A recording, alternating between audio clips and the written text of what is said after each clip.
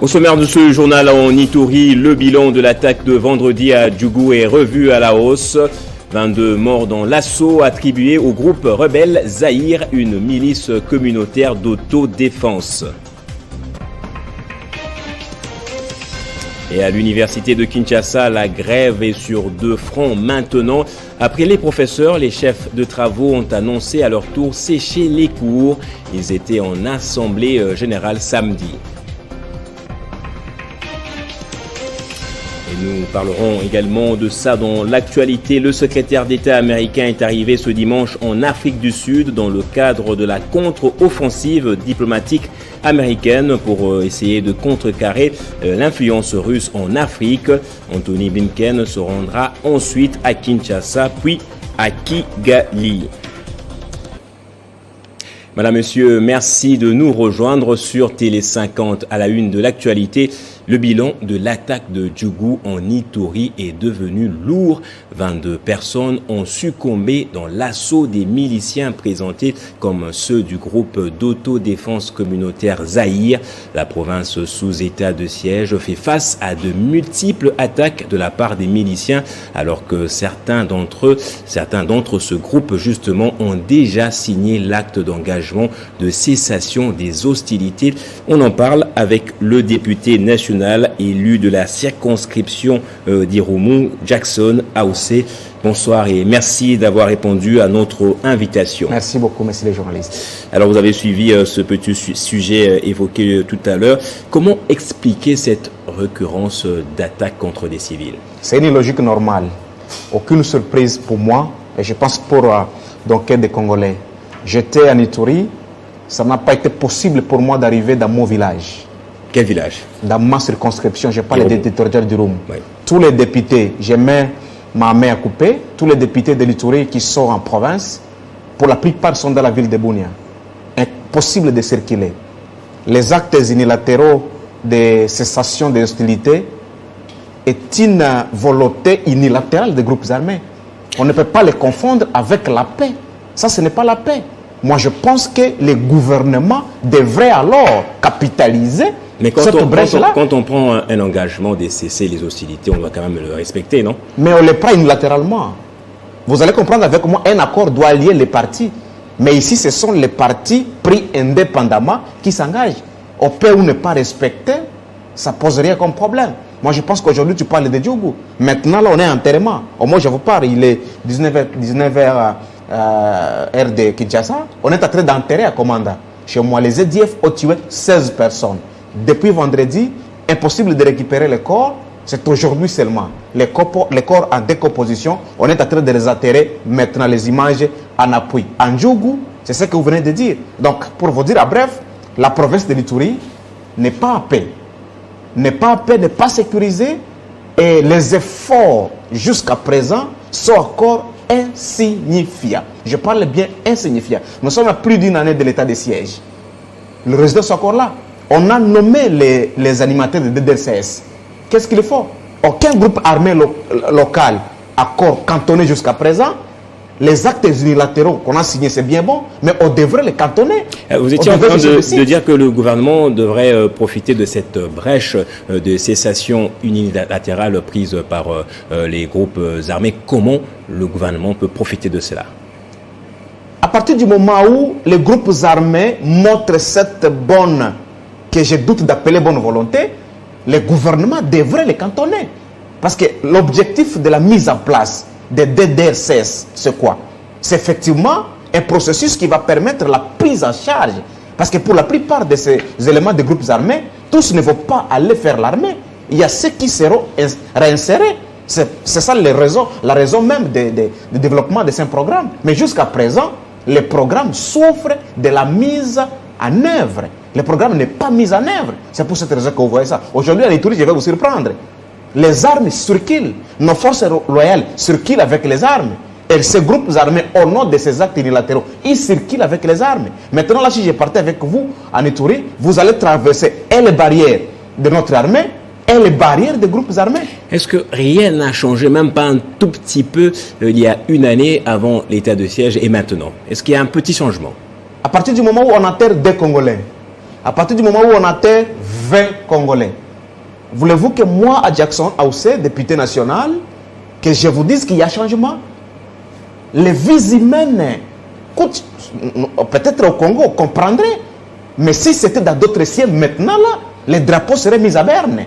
Parce que les vies humaines sont sacrées, effectivement. Alors que moi, je ne peux pas parler de changement à partir du moment où nous continuons encore à atterrer nos sœurs, nos frères dans des fosses communes, dans des tombeaux communs. Ça ne passera pas. Rien n'a changé. Le peuple en Ituri ne sont pas encore sécurisés. Moi, je pense que nous allons continuer à être exigeants de la part du gouvernement pour que les efforts soient significatifs à la hauteur des menaces afin que ces tueries inutiles, j'insiste, merci. Les tueries inutiles s'arrêtent. Merci Jackson Aoussé, vous êtes député national, élu de la circonscription d'Irumu dans la province de l'Ituri.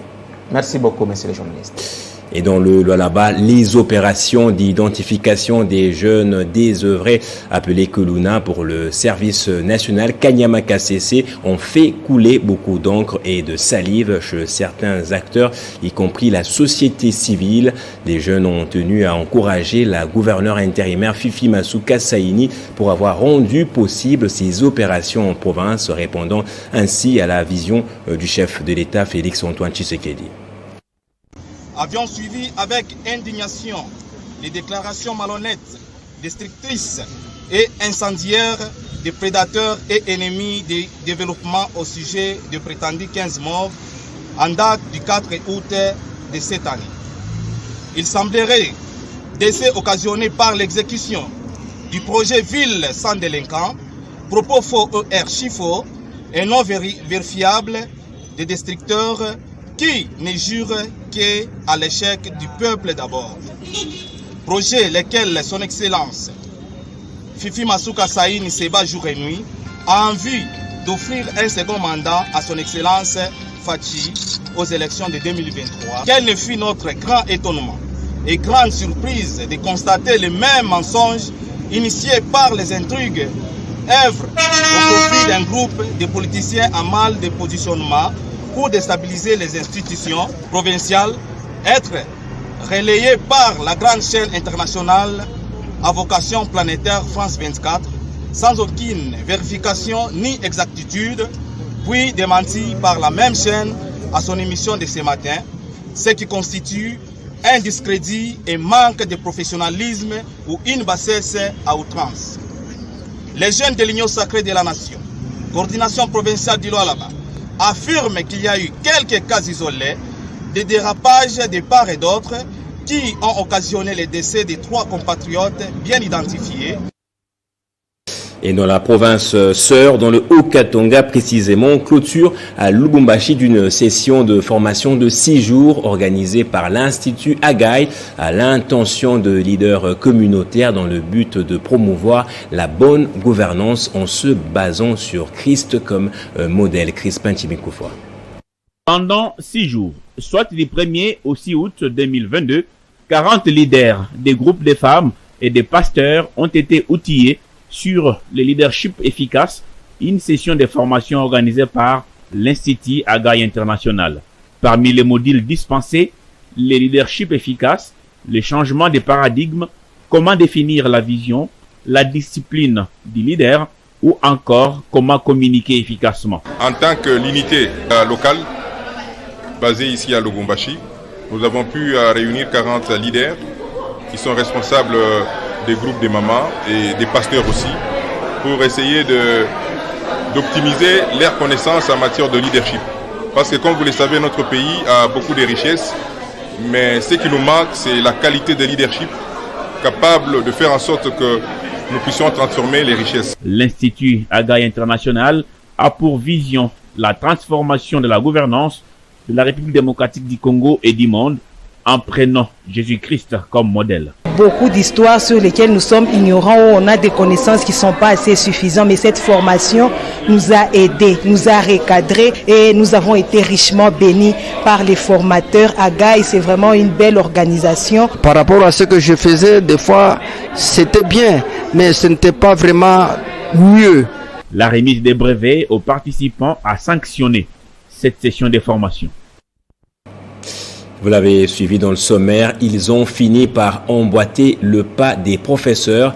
Les chefs de travaux de l'université de Kinshasa ont décrété à leur tour une grève sèche. Ils exigent notamment la mise en application des engagements pris à l'hôtel du gouvernement et à Bibois.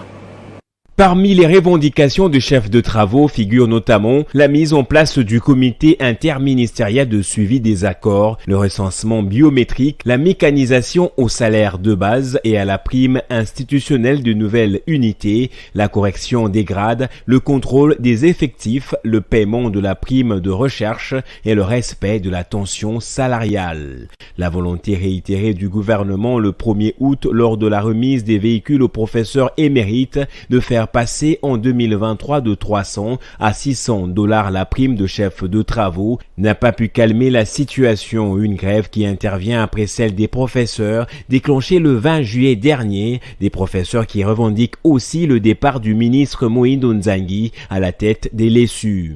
Un mémorandum avait par ailleurs été déposé le jeudi à la présidence malgré l'interdiction de la marche par la ville de Kinshasa. La décision de chef de travaux a été prise lors d'une assemblée générale tenue samedi 6 août. C'est la deuxième fois en cette année que l'université de Kinshasa connaît un mouvement de grève. La première était plutôt une grève générale qui touchait toutes les institutions d'enseignement supérieur. Elle avait été décrétée le 5 janvier dernier. Depuis son arrivée à la tête du ministère de l'ESU, Moïndo Nzangi a montré plusieurs signes de collaboration avec les corps scientifiques et les universités, mais ces efforts semblent ne pas produire les effets escomptés, faute de manque de concorde entre les parties prenantes. Et puis le secrétaire interfédéral adjoint en charge de Moamba, Gabi Mabengi, a lancé samedi à Ngaba les travaux de construction de 10 passerelles pour soulager la population de cette commune confrontée à plusieurs défis, notamment sur le plan des infrastructures d'intérêt communautaire. Crispin Chibinkoufoua. Commune d'Ngaba, samedi 6 juin 2022. Le secrétaire interfédéral adjoint de l'Union pour la nation congolaise en charge de Moamba vient lier l'acte à la parole.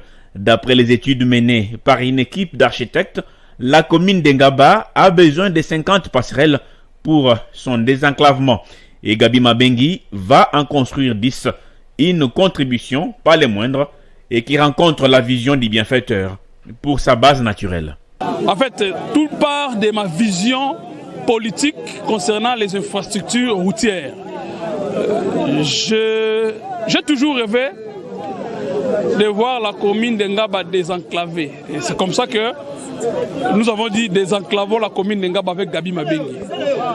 Et c'est comme ça que nous avons dit, avec la volonté, avec la détermination et surtout l'aide des dieux, nous y arriverons. C'est comme ça, nous avons dit sur 50 passerelles, nous commençons par 10 passerelles. Donc, comme on a toujours dit, pour faire 1000 pas, il faut commencer par un pas.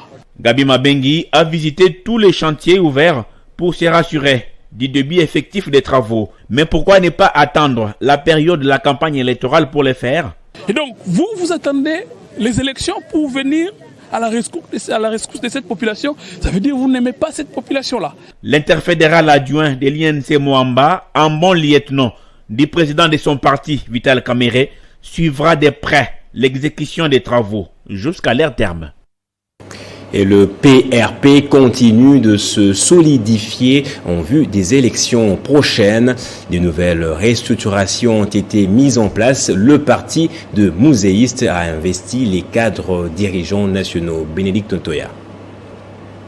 Le parti de la Révolution populaire, cher au fait Mouzé Laurent Désiré Kabila, a à travers son secrétaire général Jules Bandi Moulongo procédé samedi à la cérémonie officielle d'investiture de cadres dirigeants nationaux. Au cours de la dite cérémonie, Jules Bandi Moulongo a imprimé dans la conscience de tout le cadre nommé la nouvelle vision d'organisation du parti, une vision liée aux valeurs bien définies par son fondateur, Mouzé Laurent Désiré Kabila. Le cadre politique est un citoyen qui a reçu une formation idéologique et qui a des connaissances sur le parti et sa politique dans la révolution. Le cadre du parti joue un grand rôle celui de faire comprendre très bien à ceux qui se présentent à lui les idéaux du parti, les climats politiques qui règnent dans le pays et l'état d'évolution de la révolution.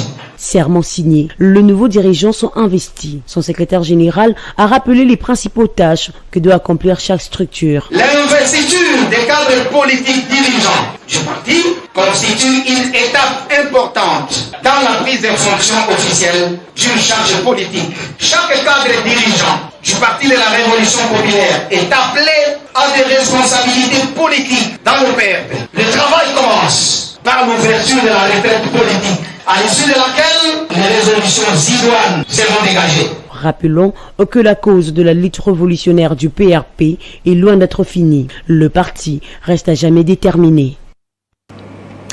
Et le secrétaire d'État américain a démarré ce dimanche sa tournée africaine. Première destination, l'Afrique du Sud. L'envoyé spécial a pour mission de contrecarrer l'influence russe après le passage dans le continent de Sergueï Lavrov, ministre des Affaires étrangères russe.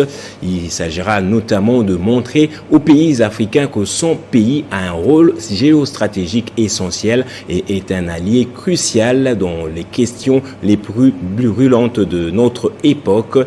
Après Johannesburg, Anthony Blinken doit se rendre en République démocratique du Congo, puis au Rwanda.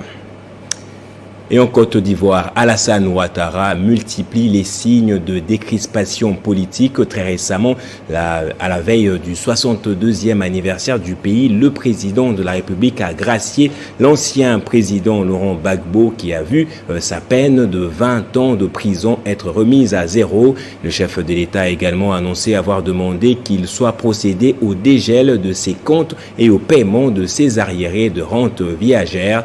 La libération conditionnelle de deux anciennes justement figures de l'appareil militaire et sécuritaire du régime de Laurent Gbagbo. Il s'agit du vice-amiral Vagba Ofosigno et du commandant Jean-Noël Abbaye.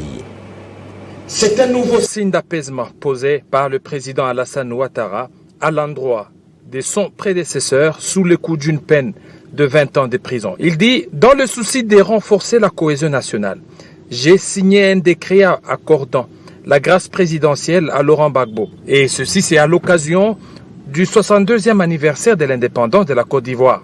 Le chef de l'État a également annoncé avoir demandé qu'il soit procédé au dégel de ses comptes et au paiement de ses arriérés des rentes viagères. Il a en outre indiqué avoir signé un décret accordant la libération conditionnelle à deux anciennes figures de l'appareil militaire et sécuritaire du régime de Laurent Gbagbo. En République démocratique du Congo, par contre, alors que le Trésor public a réalisé beaucoup de mobilisations, c'est une situation de crispation qui est constatée. Pour l'ancien président de la République, Joseph Kabila Kabange, selon son bureau politique privé, Joseph Kabila a impayé la pension spéciale au titre d'ancien président de la République bloquée depuis plus de 15 mois.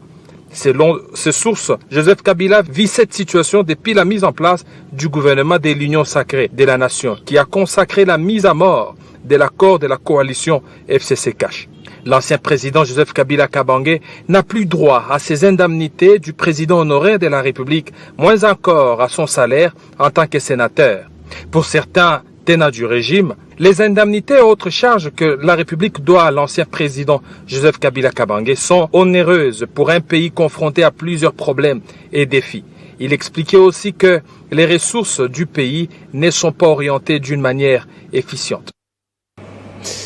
Place au rappel des titres à présent. En Ituri, le bilan de l'attaque de vendredi à Djougou est revu à la hausse. 22 morts dans l'assaut attribué au groupe rebelle Zahir, une milice communautaire d'autodéfense. Et à l'université de Kinshasa, la grève est sur 2 fronts maintenant. Après les professeurs, les chefs de travaux ont annoncé à leur tour sécher les cours. Ils étaient en assemblée générale samedi. Et le secrétaire d'État américain est arrivé ce dimanche en Afrique du Sud dans le cadre de la contre-offensive diplomatique américaine pour contrecarrer justement l'influence russe en Afrique. Anthony Blinken se rendra ensuite à Kinshasa puis à Kigali. Et c'est par ici que prend fin ce journal. Merci à vous tous de l'avoir suivi. Très bonne suite de programme et soyez toujours heureux, madame, monsieur.